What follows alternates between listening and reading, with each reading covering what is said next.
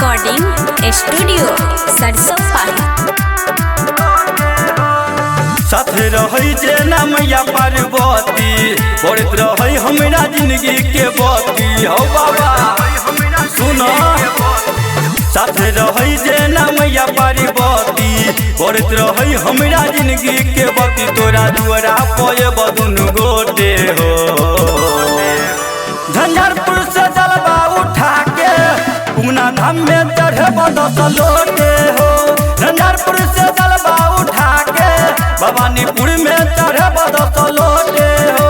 झंझारपुर से जलवा उठा के उगना धाम में चढ़े बदस लोटे हो बाबा। प्रेजेंटेड बाय BSB धमाका।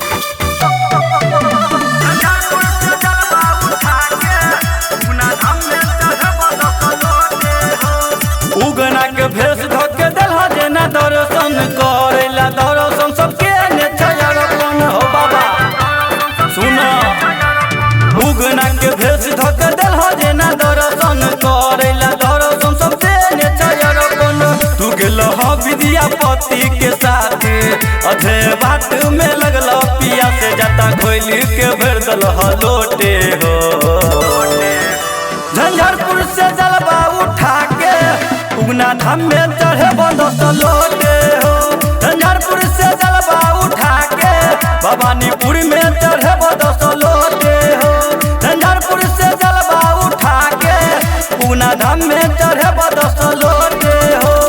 सुनला बाबा। प्रेजेंटेड बाय BSB धमाका।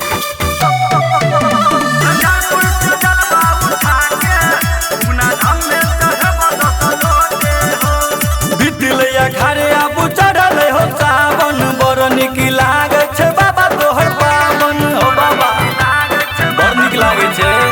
बितलैया घरे आबू चढ़ल हो सावन बड़ निक लागे छे बाबा तोहर पावन। राइटर वीरेंद्र बिरजू बिहारी राकेश श्याम तोरे आयल छ दुआरी भांग चढ़े बड़ बेल पत्र हो। झंझारपुर से जलवा उठा के उगना धाम में चढ़े बदस लोटे हो। झंझारपुर से जलवा उठा के भवानीपुर में चढ़े बदस लोटे हो।